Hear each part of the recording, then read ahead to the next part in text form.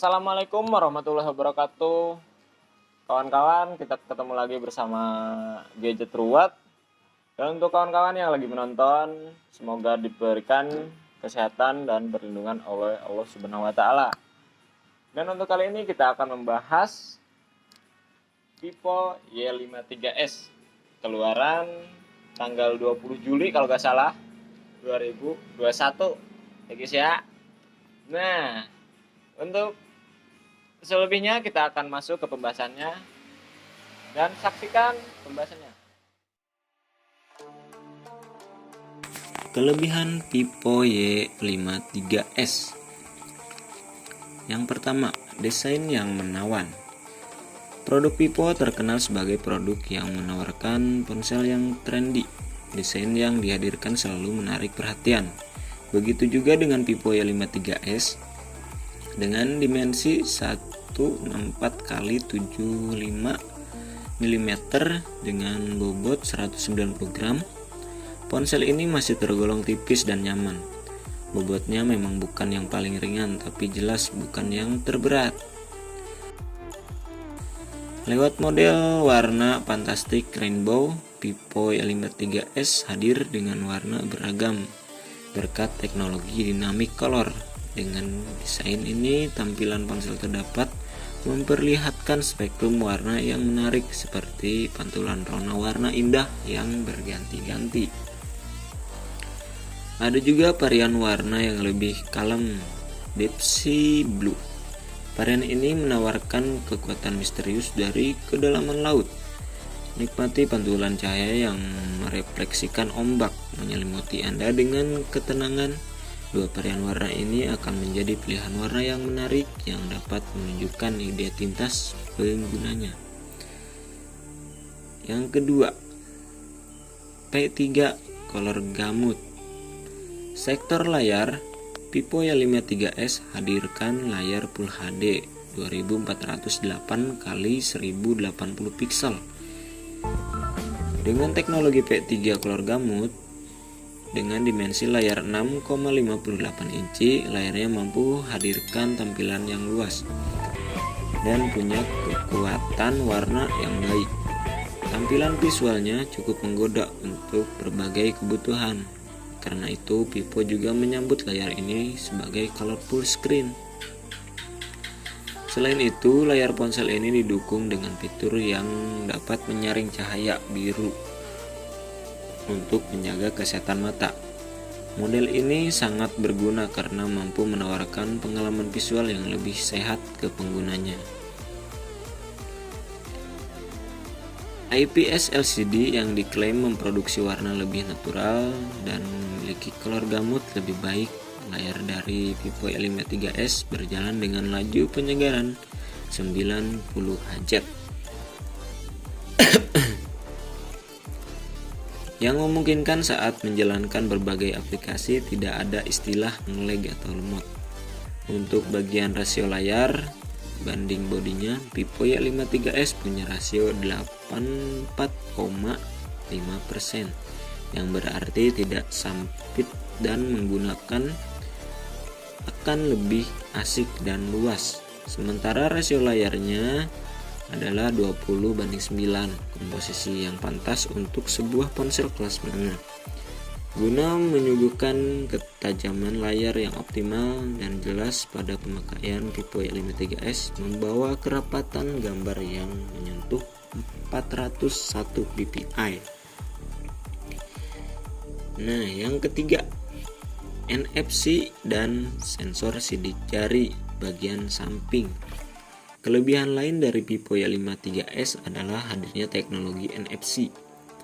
Sebuah teknologi yang kini banyak dibutuhkan, apalagi Vivo cukup jarang menghadirkan ponsel NFC di Indonesia karena permintaan yang tinggi.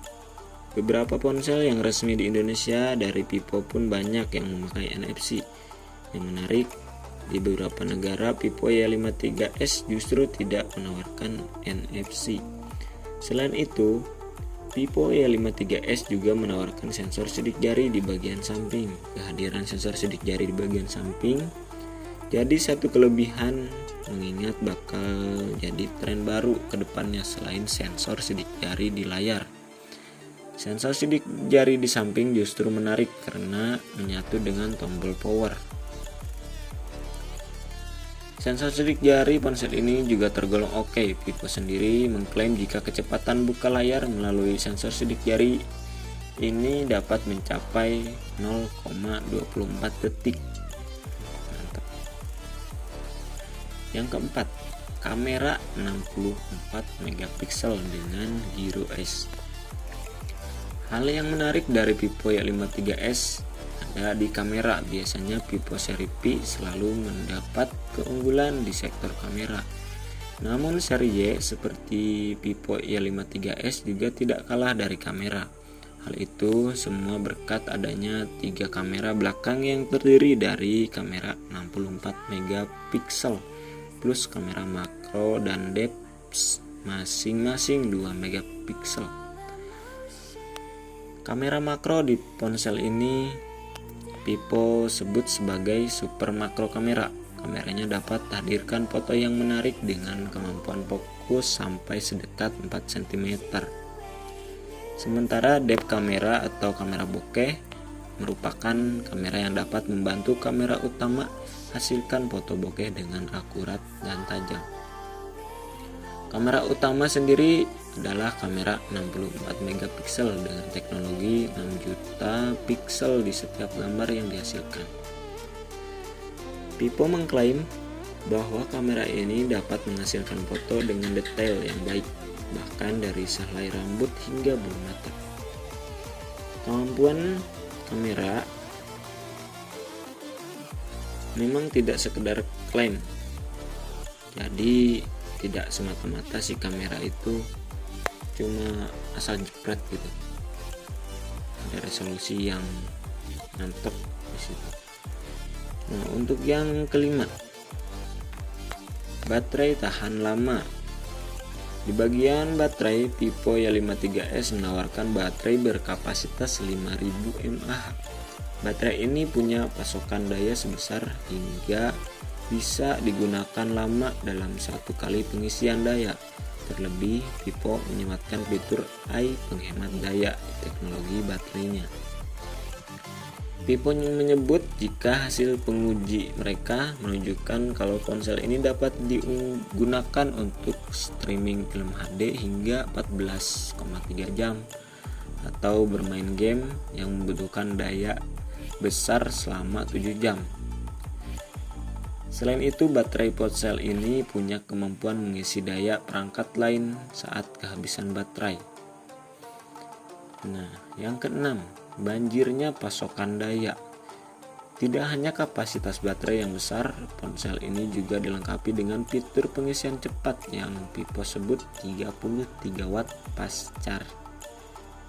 Berikut fitur ini, Vivo Y53s dapat terisi sampai 70% hanya dalam waktu 41 menit. Hasilnya ini lebih cepat 37% dibandingkan dengan pengisian cepat 18 watt. Teknologi ini bakal bermanfaat untuk pengguna yang sering keluar rumah. Dan yang ketujuh, berbagai fitur pendukung menarik. Vivo Y53s tidak hanya menawarkan spesifikasi, tetapi juga pengalaman penggunaan yang lebih baik.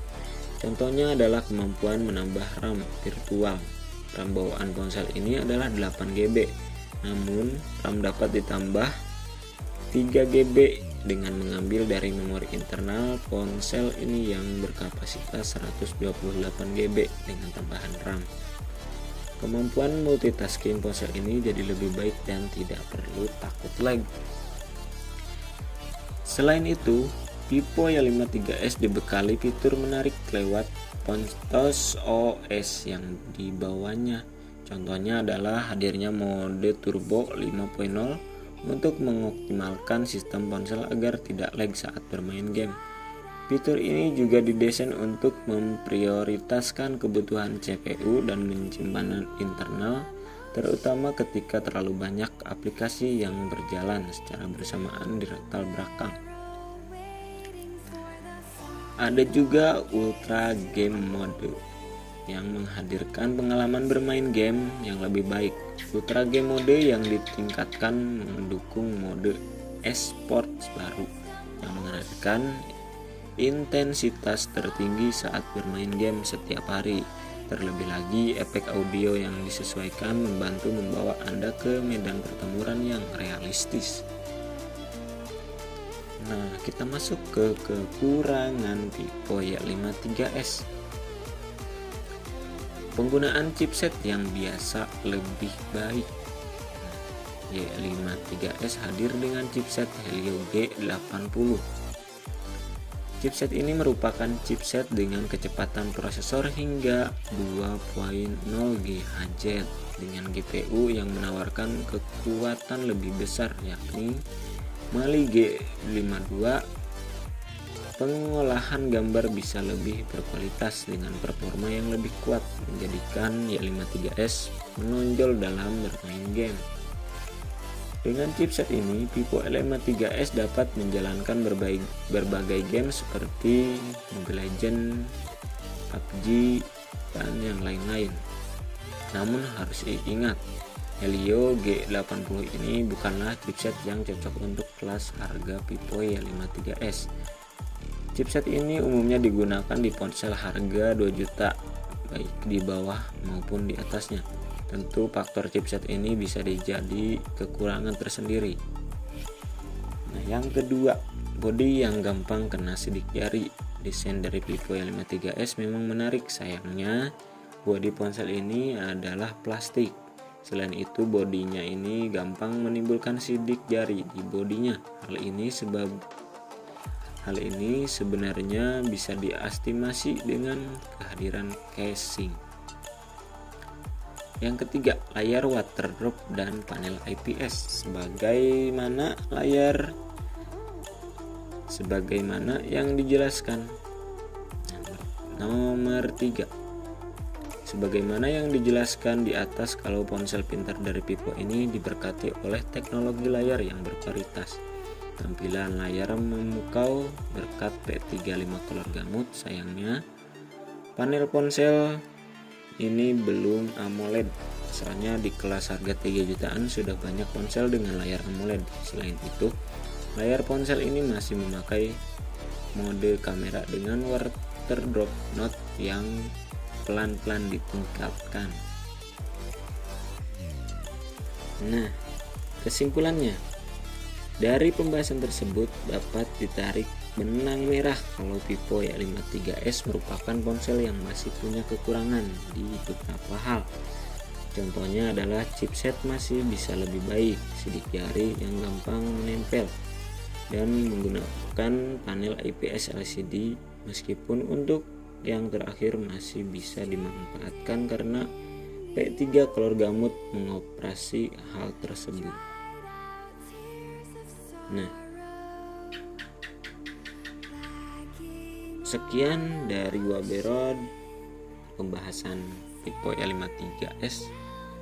Semoga membantu untuk kawan-kawan yang lagi mencari HP, bisa pilih-pilih dulu. Dan jangan lupa di like, di komen, dan di subscribe, dan diaktifkan loncengnya ya guys ya. Terima kasih. Waberod pamit undur diri. Assalamualaikum warahmatullahi wabarakatuh.